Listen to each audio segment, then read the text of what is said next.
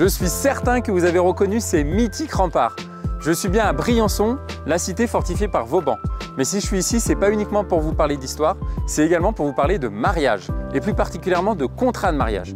Alors si vous comptez vous marier prochainement, restez bien avec nous, car j'ai rendez-vous ici avec maître Sarah Benjamin pour tout savoir sur le contrat de mariage. Allez, suivez-moi, on est parti.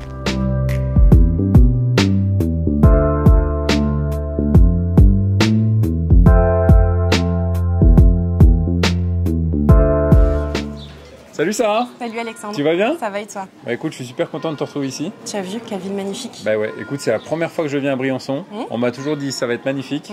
Et là, je suis pas déçu. Donc aujourd'hui, on va parler du mariage et plus particulièrement du contrat de mariage. Ça, c'est un sujet qui concerne quasiment 250 000 couples en France tous les ans.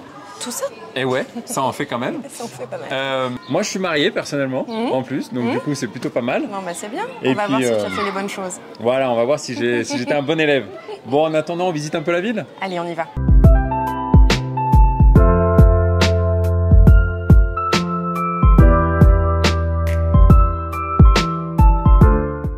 C'est quoi le mieux? C'est le mariage ou c'est le Pacs? Alors, si on parle de protection du conjoint, le mariage, clairement, est beaucoup plus protecteur que le Pacs. Et notamment, une différence majeure du Pacs est que au décès du conjoint, on peut bénéficier d'une pension de réversion. On a vécu toute sa vie ensemble, on est à la retraite, on décède, je bénéficie de la pension de réversion de mon conjoint, ce qui peut être une aide à la retraite. Oui, tout à fait. Alors qu'en Pacs, on n'en bénéficie pas. Peu importe qu'on ait fait un testament ou non, on n'a pas de pension de réversion du conjoint. On sait très bien que les revenus des personnes à la retraite baissent. Oui, tout à fait. Donc si en plus on n'a pas la pension de réversion de son conjoint, ça peut être très compliqué financièrement. Ok. Et alors cette pension de réversion, on peut en bénéficier, quel que soit finalement le contrat de mariage qu'on a signé? Tout à fait. Ok. Ça, c'est indépendant Ça, c'est du contrat de automatique pour chaque mariage. Exactement. C'est le fait même d'être marié.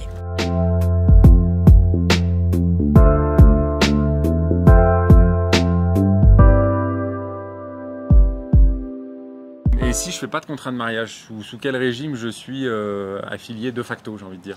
De facto, tu es sous le régime de la communauté réduite aux acquis. Donc c'est un régime dans lequel tout ce que tu fais pendant ton union, tout ce que tu achètes pendant ton union est réputé appartenir à chaque époux 50-50.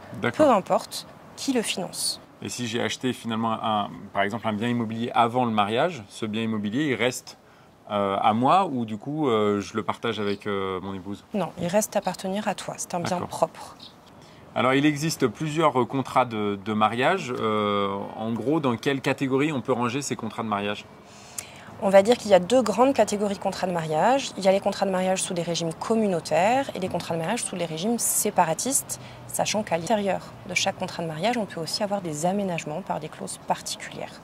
Si je me marie, par exemple, le mois prochain, et que je décide dans 6 mois de faire un contrat de mariage, ça c'est possible? C'est tout à fait possible. On peut changer de régime matrimonial en cours de vie maritale. D'accord. En fonction de la situation et des acquisitions que vous avez pu faire entre-temps, il se peut que le coût du changement de régime matrimonial soit un peu plus onéreux. C'est pour ça qu'il reste quand même préférable de le faire avant. Plutôt avant. Et il se peut que les enfants aient un droit de regard sur ce changement de régime matrimonial. D'accord. Alors c'est vrai que j'avais l'impression qu'il y avait une mauvaise presse au niveau du contrat de mariage, alors qu'en fin de compte, selon les situations, ça peut même s'avérer quasiment obligatoire. Tout à fait, surtout selon la profession des époux. Si l'un est indépendant ou entrepreneur, il peut être opportun de faire un contrat. En cas de famille recomposée également, ça peut être utile, opportun de faire un contrat. À mon sens, c'est opportun de faire un contrat tout le temps. Ok. Tout le temps. Donc on se marie égale contrat de mariage. Pour moi, oui.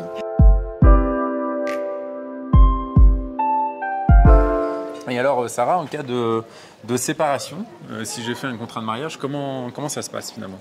Alors, je te conseille d'aller voir ton notaire qui t'expliquera, puisque les règles de liquidation du régime matrimonial sont contenues dans le contrat de mariage. Et en fonction des acquisitions ou des actes que tu auras pu faire pendant ta vie courante, il faudra que le notaire t'aiguille avant toute chose.